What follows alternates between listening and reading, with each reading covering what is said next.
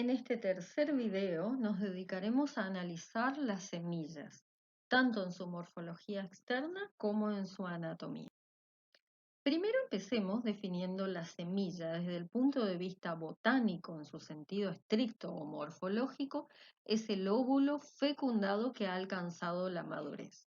Está constituido por una cubierta seminal o episperma, un embrión y puede tener algún tejido de reserva. El tamaño de las semillas varía desde unas pocas micras a varios centímetros. Las más pequeñas corresponden a las orquídeas, que normalmente tienen una longitud menor a 20 o 30 micras, es decir, milésimas de milímetro. La más grande, la que ostenta el récord por su tamaño, es la semilla de una palmera que se llama Lodoicea.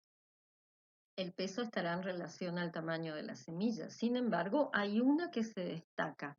Las semillas de Ceratonia silicua, una leguminosa, son tan estables en su peso que este es de 200 miligramos y ha sido denominado carats, siendo la unidad de medida de peso para los diamantes. Ya que la semilla es un óvulo fecundado, consideremos las distintas partes del mismo. El tegumento externo del óvulo se va a transformar en la testa o parte externa de la cubierta seminal. El tegumento interno del óvulo se transformará en el tegmen.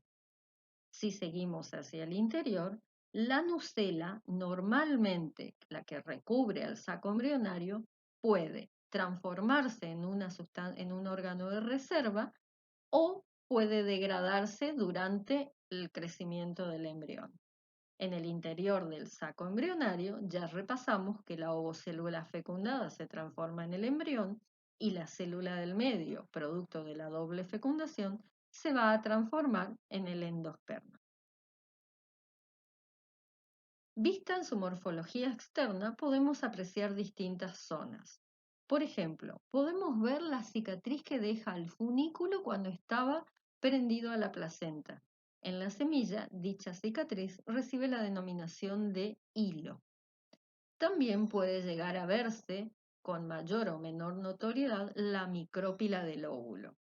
Si era un óvulo anátropo, el lugar por donde discurría el acesillo de conducción se podrá ver como una línea más o menos notable en la semilla que se llama rafe, y el lado opuesto a la micrópila en un óvulo anátropo es la cálasa.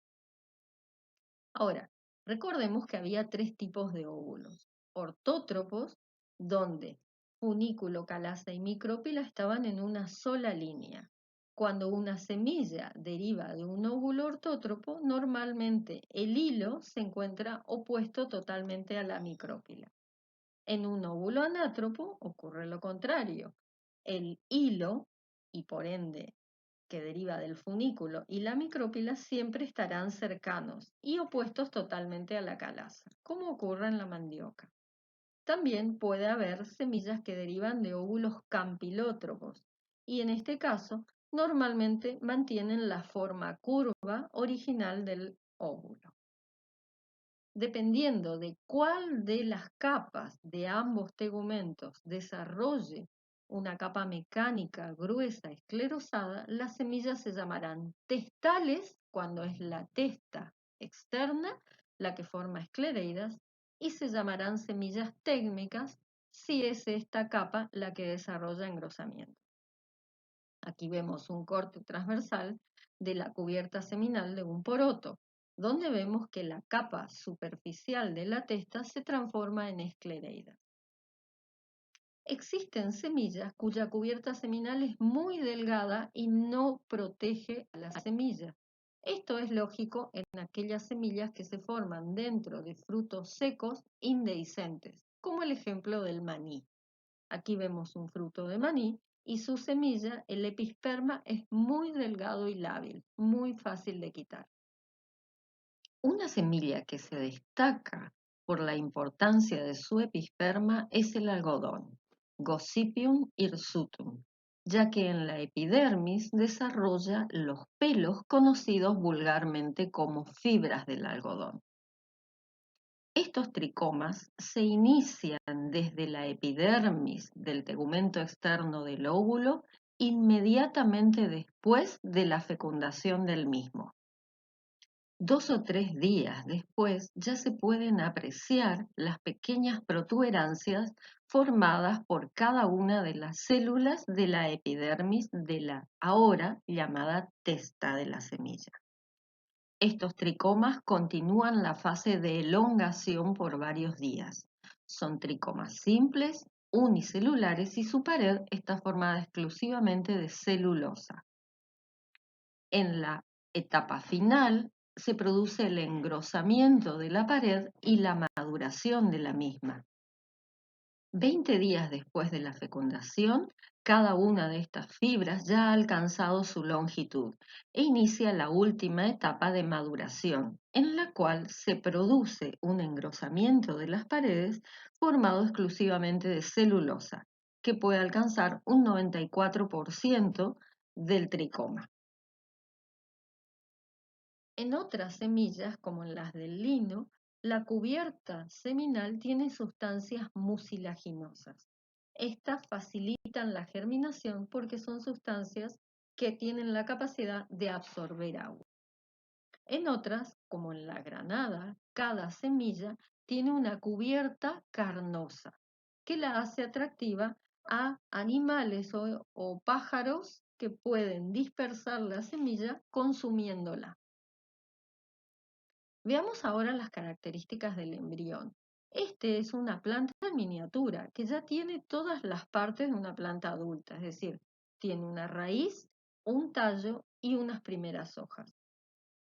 Esa raíz recibe el nombre de radícula, es la raíz del embrión. Normalmente está orientada hacia la micrópila de la semilla. El corto tallito recibe el nombre de hipocótilo. Hipo significa debajo y cótilo hace referencia a los cotiledones. Si es una dicotiledonia, tendrá 2 cotiledones y estos funcionarán como las primeras hojas de la planta. Aquí vemos un esquema muy básico de la organización de uno de estos embriones. Ya en el embrión se puede ver que la radícula está cubierta por una caliptra, ¿sí? Y también los embriones en las dicotiledonias y monocotiledonias son estructuras altamente polarizadas. Esto quiere decir que ya aquí se encuentran ambos meristemas, el apical caulinar y el apical radical. Y ambos meristemas ya han originado meristemas apicales derivados, es decir, han originado la protodermis, el procambium y el meristema fundamental. En el caso de las gramíneas, los embriones tienen una estructura muy particular, que tiene formadas distintas partes. Tiene un escutelo, que es el cotiledón, que a modo de escudo recubre todo el embrión. Este está formado a su vez por una plúmula, es decir, por un conjunto de primordios foliares, que normalmente están protegidas por un capuchón que se llama coleóptilo. El nudo cotiledonar está en el centro y hacia el otro polo se encontrará el primordio radical cubierto por una estructura denominada coleorriza. Veamos en detalle un poco más estas estructuras. Primero dijimos que estaba el escutelo. Esta estructura protege, como el nombre lo dice, con la forma de un escudo, al dejando el embrión de un lado y está en contacto directo con el endosperma. El escutelo en general no emerge durante la germinación, o sea que se encarga de ser un órgano absorbente, tomando las reservas del endosperma y cediéndolas al embrión en desarrollo. El siguiente grupo de estructuras es el que se denomina plúmula. Aquí básicamente es el conjunto del meristema apical caulinar y todos los primordios foliares. En algunos embriones como el del trigo ya hay 6 de las 10 hojas que desarrollará la planta a lo largo de su vida. Luego tenemos el coleóptilo. Es una vaina cerrada que protege y encierra la plúmula. Para algunos autores se cree que esta es la primera hoja. En general, no emerge, sino que tiene un orificio por donde saldrán los primordios foliares cuando se produzca la germinación. Del otro lado del embrión vamos a tener la estructura que se llama coleorrisa. Es como un capuchón o una vaina que envuelve a la primera raíz que es adventicia. Esta raíz, en realidad, es adventicia porque está saliendo del nudo cotiledonar. Recordemos que en el caso de los cereales como el maíz o el trigo, el sistema radical está formado totalmente por raíces fibrosas o adventicias, ya que la coleorrisa representa la primera raíz y esta aborta, es decir, no se desarrolla. Aquí vemos una semilla, un grano de maíz germinando, en el cual se pudo ver como la coleorrisa se rompió, es perforada y por allí sale la primera raíz adventicia.